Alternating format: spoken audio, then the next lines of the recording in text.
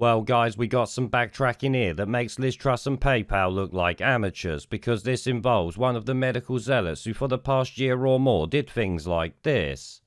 We've tried the education, we've tried the carrot, we now move to the stick. If it takes time now, the time to find people, great. Let's start. Let's never go with €100, make it £100, starting on Monday. Okay? Now, if we come round, knock on the door, and you can show on your phone or you've got a letter or something, you've got an appointment, that's fine. But if you willfully oppose now, you're 40 and above, £100 fine in December, £100 fine in January, £200 in February, £300 in March. By the end of the year, you'll be spending about £1,000, and that might cut through your ignorance. The people who choose not to get vaccinated don't get to get on a plane or a train, don't get to work in the public service, don't get to go to movie theaters or gyms or restaurants and other non-essential services. That's how we keep people safe.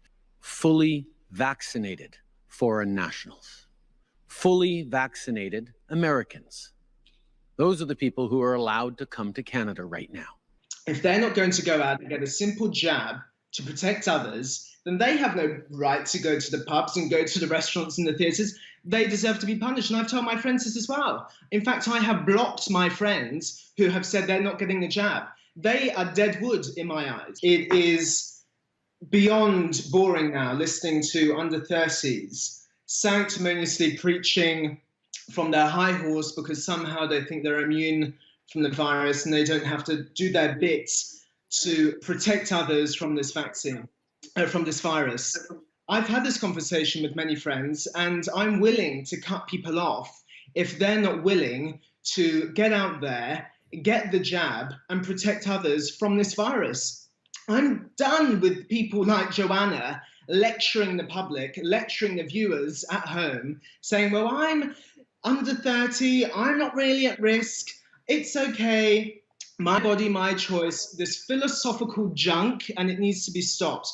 Yes, there have been many examples of medical fascism over the past 2 years that at the same time was accompanied by mandates to get the jab that Pfizer themselves now admit was never tested to see if it stopped transmission.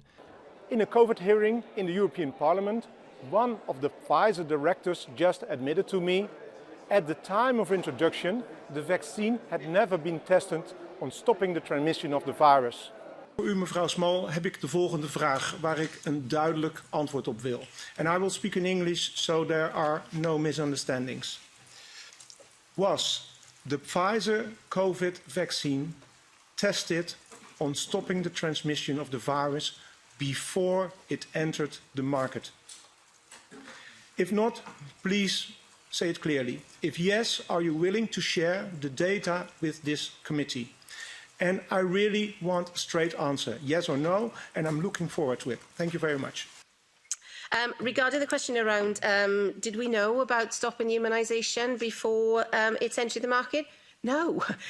We had to really move at the speed of science to really understand what is taking place in the market. We own the science and we think that the world, should know it. Yeah, that is a bit of Juba's delight there, but today I want to focus on TV tosspots who went full fascist when it came to people making medical choices. One of them was Piers Morgan, who, as you might remember, went full COVID zealot from start to finish. He did this on Good Morning Britain that also featured idiots who said shit like this. If you're on a crowded beach, there's a risk of transmission. And in theory, if you go swimming in the sea, you should be wearing a mask. Yes, ITV often rivaled the BBC for its medical zealotry, and Piers Morgan was no different.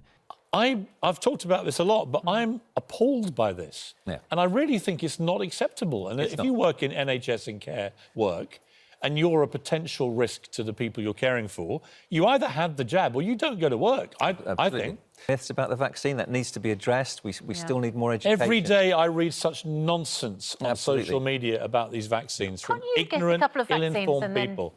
Now, yes, I know there are more examples of his lunacy, but for now that will do, because he's backtracking hard on that stance and complaining that people are giving him shit for it. When this was all happening, the pandemic, I took quite firm views throughout it, like a lot of people, I guess.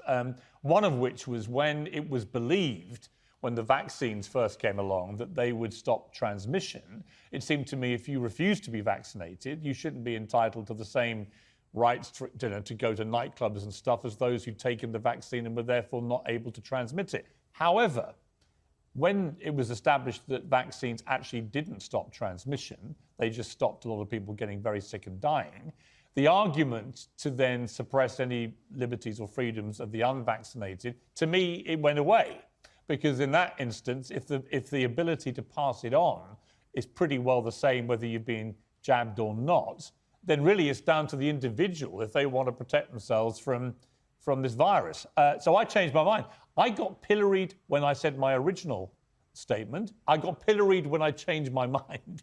I got pilloried, like everybody in this pandemic, about all of it. And yet, to me, it seemed perfectly logical, honestly, to just change my mind because facts changed. Yeah, guys, that there is an epic backtrack like I said at the start, and usually I would defend him because people are allowed to be wrong and change their views, but most people did not act like him, did they? It's because of the way he acted during this shit show that I now say him changing his views literally makes no difference.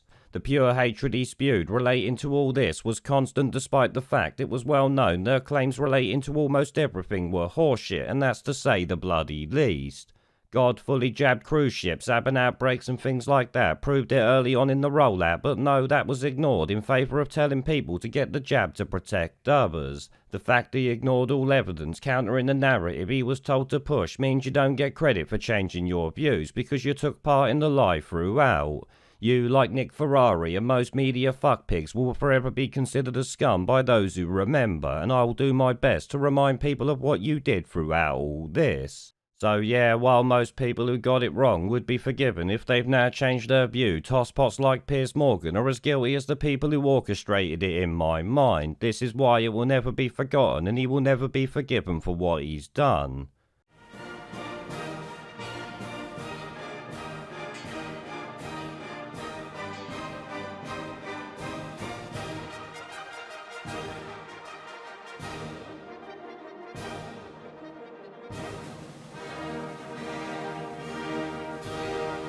Where